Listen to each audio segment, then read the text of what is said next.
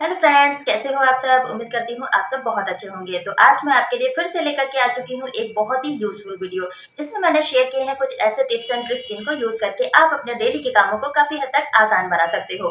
तो अगर आपको आज का वीडियो थोड़ा सा भी हेल्पफुल लगे तो दोस्तों के साथ जरूर शेयर कीजिएगा, ताकि वो भी इन टिप्स को यूज कर पाए। तो चलिए आज का वीडियो शुरू करते हैं।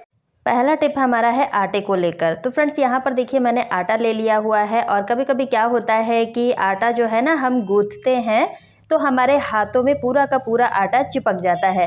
अब बिगनर्स के लिए बहुत ज़्यादा प्रॉब्लम आती है आटे को गूंथना, क्योंकि इस तरह से देखिए आटे को हमें मलना पड़ता है, जिसकी वजह से होता क्या है कि आटा हमारे हाथों में बहुत ज़्यादा लग जाता है।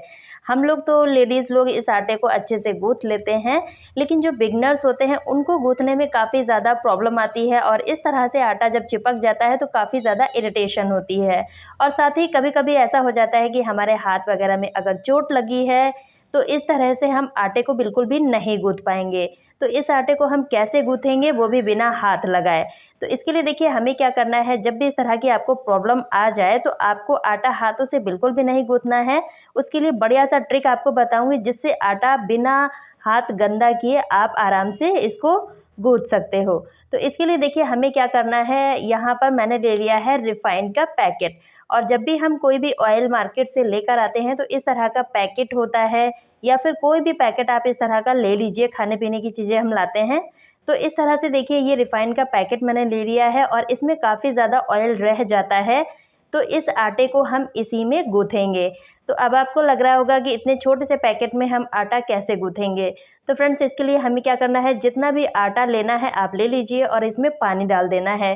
एक बार में आपको पानी नहीं डालना है, थोड़ा थोड़ा करके डालना है, या फिर आपको परफेक्ट रेशियो पता है तो आप उस हिसाब से आटा और पानी इसमें डाल सकते हो। अब हमें क्या करना है, इसको ऐसे ही नहीं गूँथना है, क्योंकि इसमें एयर बन जाती है, और इसको ऐसे ही हम दबाएंगे तो ये पॉलीथीन जो है ना ये फट जाएगी।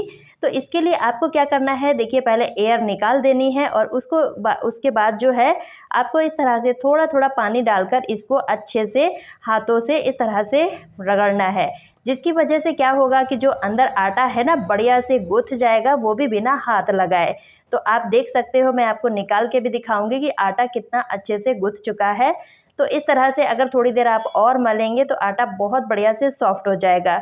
तो यहाँ पर मैंने आटे को निकाल लिया है। अब इस तरह से जो आटा आपस में मिक्स हो गया है ना, इसको हम हाथों से सॉफ्ट बना लेंगे।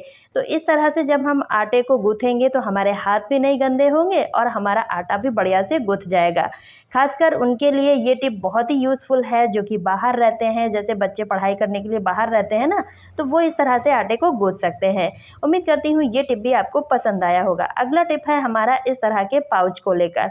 तो कभी कभी ऐसा होता है कि सॉस के पाउच या फिर जैम के पाउच हम लेकर आते हैं, और ख़ासकर प्रॉब्लम इस तरह के सॉस के पाउच के साथ आती है। कभी कभी ऐसा होता है कि हमें थोड़ा ही सॉस चाहिए होता है, और इस तरह से देखिए हम निकाल लेते हैं, उसके बाद इसको हम रखते हैं।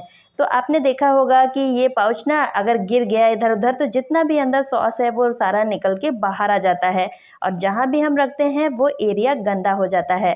तो इसके लिए बढ़िया सा ट्रिक आपको बताऊंगी, जिससे आप इसको बढ़िया से सील पैक कर पाओगे। तो आपको क्या करना है, इस तरह से देखिए फोल्ड कर देना है, और उसके बाद जो हमने पैकेट का एक स्ट्रिप कट की थी ना, उसको हमें इसमें फंसा देना है। अब आप इसको कहीं भी रखिए, ये बिल्कुल खुलने वाला नहीं है, और ना ही हमें अलग से इसमें कुछ लगाने की ज़रूरत है। बस पैकेट की पतली सी स्ट्रिप इसमें लगा देनी है, बढ़िया से ये सील पैक हो जाता है। तो अगर आपको आधा पैकेट यूज़ करना है तो आधा आप इस तरह से रख सकते हो। उम्मीद करती हूँ ये भी टिप आपको हेल्पफुल लगा होगा।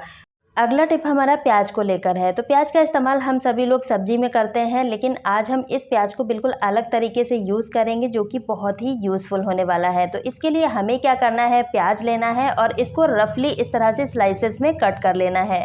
तो यहाँ पर देखिए मैंने इसको स्लाइसेस में कट कर लिया है, 2 से 3 स्लाइस हमें कट कर लेनी है। और इस तरह से कट करने के बाद अब हमें क्या करना है, देखिए फ्रेंड्स होता क्या है, जो हमारे घर में छोटे छोटे बच्चे होते हैं, जब भी मौसम बदलता है तो इनकी तबीयत ना बहुत जल्दी से ख़राब हो जाती है, सर्दी खांसी वगैरह लग जाती है। तो आप क्या कर सकते हो, इस प्याज की स्लाइस को तलवे पर इस तरह से लगा दीजिए, और लगाने के बाद आपको शॉक्स पहना देना है। ऐसे तो ये टिकेगा नहीं, तो आपको शॉक्स ज़रूर से पहनाना है, और रात के टाइम इस प्रोसेस को कीजिएगा तो आप देखेंगे बच्चों के जो सर्दी खांसी वगैरह है ना, वो बहुत ही जल्दी से उसे रिलीफ मिल जाएगा, क्योंकि प्याज को हमने लगाया हुआ है ना, तो इससे जो है सर्दी खांसी में बहुत जल्दी से आराम मिलेगा। दोनों पैरों में आपको इसी तरह से पहना देना है और मॉर्निंग में इसे निकाल देना है। अब आप देखेंगे इससे बहुत ही बढ़िया सा रिजल्ट मिलेगा, आपको बिल्कुल भी दवाई वगैरह लेने की ज़रूरत नहीं पड़ेगी। अगर हल्का फुल्का है ना, तो इसी से वो ठीक हो जाएगा।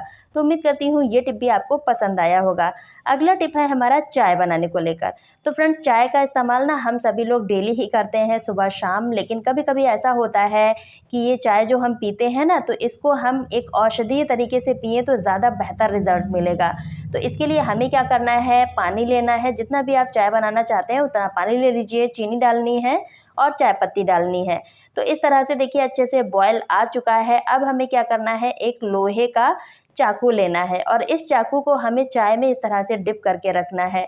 इससे क्या होगा कि जो लोहे का चाकू है ना, इसके आयरन के गुण इस चाय में आ जाएंगे, क्योंकि आजकल खान पान ना बहुत ज़्यादा बिगड़ा हुआ है, हर चीज़ में मिलावट है, तो हमें ना काफ़ी सारी प्रॉब्लम्स आती रहती हैं, कभी खून की कमी हो जाती है। तो इस तरह से जब आप लोहे का चाकू इसमें डाल के रखेंगे तो आयरन की जितनी भी कमी शरीर में होगी ना, वो इससे पूरी होती रहेगी, क्योंकि चाय तो हम सुबह शाम डेली ही पीते हैं।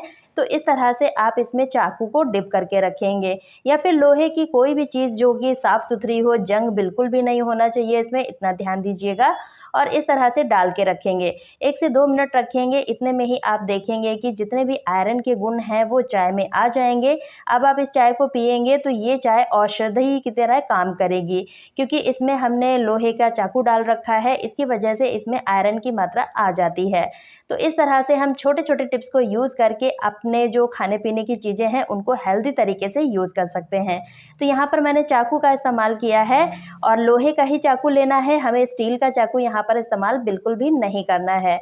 तो अगर आपके पास लोहे का चाकू नहीं है तो आप चाबी और ताले का भी इस्तेमाल कर सकते हैं, क्योंकि ये भी लोहे के बने होते हैं। तो आप इसका जो चाबी होता है ना, ये चाय में इस तरह से डाल दीजिए और थोड़ी देर के लिए छोड़ देना है। जितना भी आयरन का गुण होगा वो चाय के अंदर आ जाएगा।